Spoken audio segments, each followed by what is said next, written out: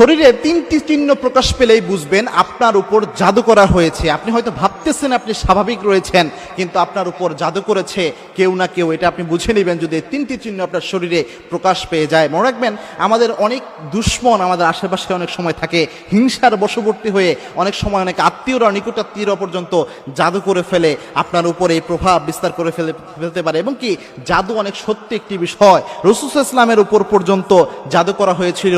লাবিদ বিন আসাম আল্লাহর হাবিব সাল্লাল্লাহু আলাইহি ওয়াসাল্লামের উপর জাদু করেছিলেন। বুখারীতে বর্ণনা এসেছে, বুখারী শরীফের 6391 নম্বর হাদিস এটি। আল্লাহর হাবিব সাল্লাল্লাহু আলাইহি ওয়াসাল্লাম জাদুগ্রস্ত অবস্থায় অসুস্থ হয়ে পড়ে থাকতেন এবং অনেক খারাপ অবস্থা হয়ে গিয়েছিল আল্লাহর হাবিব সাল্লাল্লাহু আলাইহি ওয়াসাল্লামের। ওই অবস্থা বিশ্বনবী সাল্লাল্লাহু আলাইহি ওয়াসাল্লাম বুঝতে পেরেছিলেন পরবর্তীতে জিবরিল আমিনের মাধ্যমে যে তার উপর জাদু করা হয়েছে।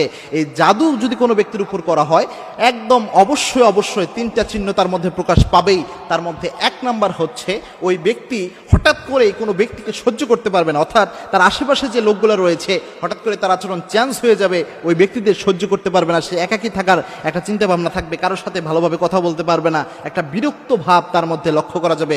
বিশেষত জাদুগ্রস্ত হয় বেশিরভাগ আমার মা এবং বোনেরা। আপনাদের যদি কোনো মা বোন এরকম সমস্যা দেখেন, হঠাৎ করে আচরণ চেঞ্জ হয়ে যাচ্ছে, কাউকে সহ্য করতে পারছে না, মনে রাখবেন এটা একটা জাদুর প্রভাব। আলেমরা তারা সাজেশন দিয়েছেন এই ক্ষেত্রে এই আলামতগুলো প্রকাশ পায়। এক নাম্বার হচ্ছে কাউকে সহ্য করতে পারবে না। দুই নাম্বার হচ্ছে শরীরের কোনো অসুস্থতা ধরা পড়বে না, অথচ সে অসুস্থ হয়ে পড়ে থাকবে। অর্থাৎ অনেক অসুস্থ হয়ে রয়েছে, হয়তো হাত ব্যথা, পা ব্যথা, মাথা ব্যথা, এরকম বিভিন্ন অসুস্থতা তার মধ্যে দেখা যাবে, কিন্তু ডক্টরের কাছে গেলে বিভিন্ন পরীক্ষা নিরীক্ষা করলে দেখা যাবে কোনো রোগী নেই তার মধ্যে।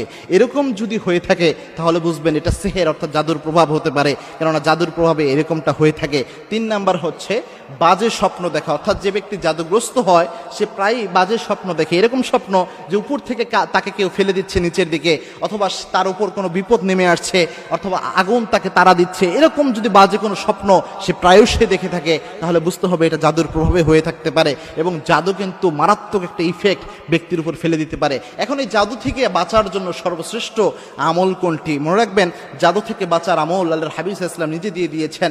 বিশেষ করে সূরা ফালাক এবং সূরা নাসের এই যে আমলটা আল্লাহর হাবিব সাল্লাল্লাহু আলাইহি ওয়াসাল্লাম নিজে জানিয়েছেন।